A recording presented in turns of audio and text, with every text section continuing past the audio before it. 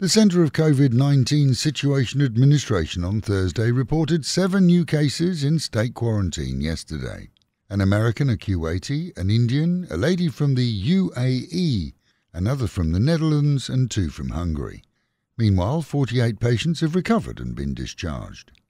Thailand's new Labour Minister has ordered that all 11,200 non-Thais registered as teaching in state and private schools be examined for genuine qualifications and visas.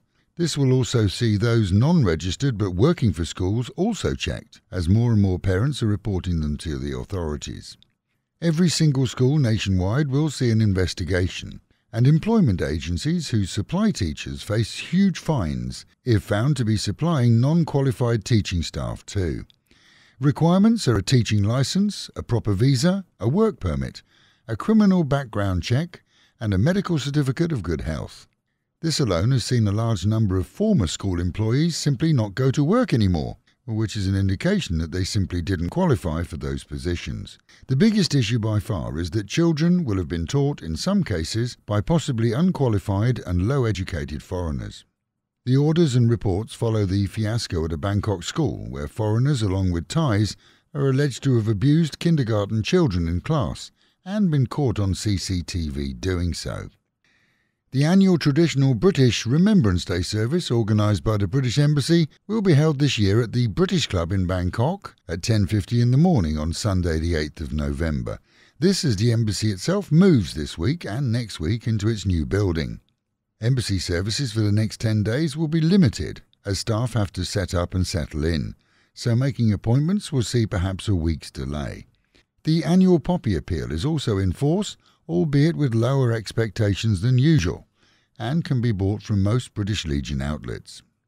Supporters of casino ventures here in Thailand are looking at the events in Cambodia's Sihanoukville, where numerous gambling ventures have simply pulled out, leaving the city pretty desperate, with some supporting the idea of investment here as a way of encouraging Chinese and other gamblers. Sihanoukville now is an example of how quickly things can change.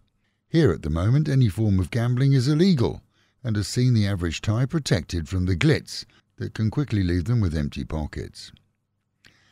No Chinese in Phuket this week. The plans outlined to allow the island to become a COVID quarantine bubble appear to have been shelved, at least for a while. Predictions were that 100 to 150 a month would arrive and serve time there, but no flights, no punters, and in China, media there were unable to confirm any bookings through agents. Phuket then remains ultra-quiet, as does much of the country.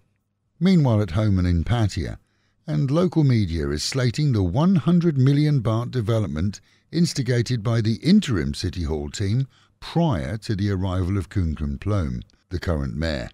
He himself isn't overpleased either, and has ordered that the somewhat tacky features, buildings and park areas be revamped, including too the so-called dancing fountain, which seems to have found dancing to be a chore in recent times. Another case of feral soy dogs attacking children this week, and this time in Nong Pru.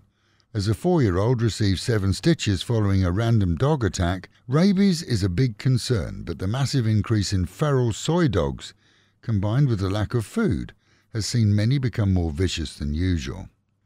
Recent rains have seen some roadworks flooded and workers spending much of the day yesterday removing water from their holes. As more and more of the region has seen roads dug up, and in some cases completely blocked off by construction, the concept appears to be that by 2021 the infrastructure here will be light years ahead of where it was. That's if they can get the drains to work. And with the reminder, mitts, masks and meters, wash your hands, wear a mask and keep social distancing. And the Met Office promising highs today of just 27 degrees, dropping down to 25, and heavy storms throughout the day. That is the local and national news from Fab FM. For videos and of course to keep up with Fabulous Pattaya, visit alwayspattaya.com.